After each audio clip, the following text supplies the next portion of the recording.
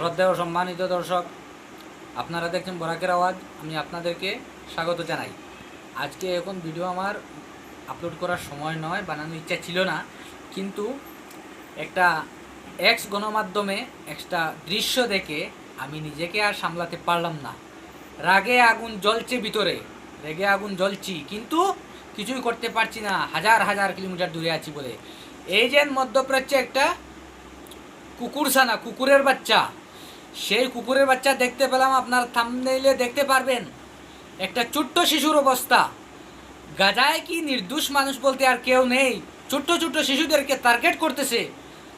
হ্যাঁ, শরণার্থী ক্যাম্পে বম্পিং করতেছে। কত বড় সন্ত্রাসী গোষ্ঠী এই আমেরিকান মদতপুষ্ট ইসরায়েলের সন্ত্রাসী সংগঠন আইডিএফ।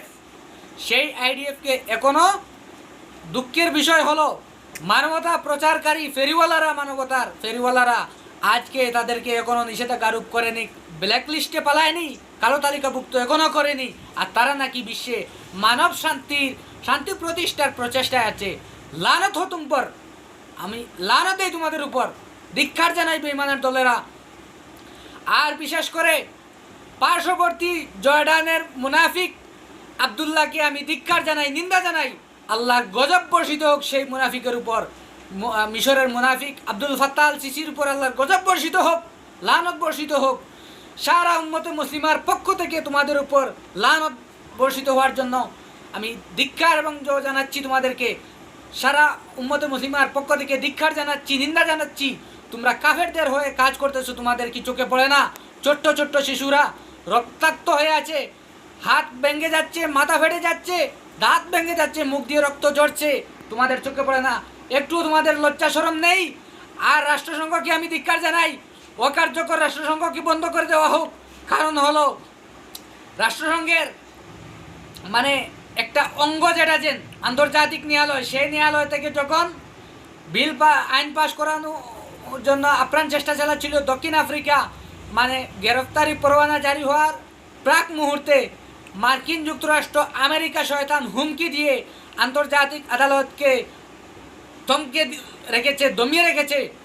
সেই গ্রেফতারি পরোয়ানাটা এখন আর দামাচাড়া হয়ে পড়ে আছে, তার আর কোনো খবর নেই।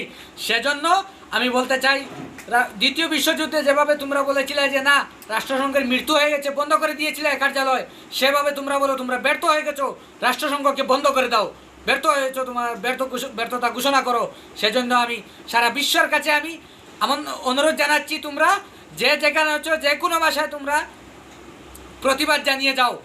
আলেম ওলামাদের কাছে বিশেষ করে আমি অনুরোধ জানাচ্ছি, আপনারা আরবি ভাষায় আমার কমেন্ট বক্সে আপনারা একটা হরকতওয়ালা আরবি ভাষায় আপনারা কমেন্ট বক্সে একটা বার্তা আমাদেরকে প্রেরণ করুন।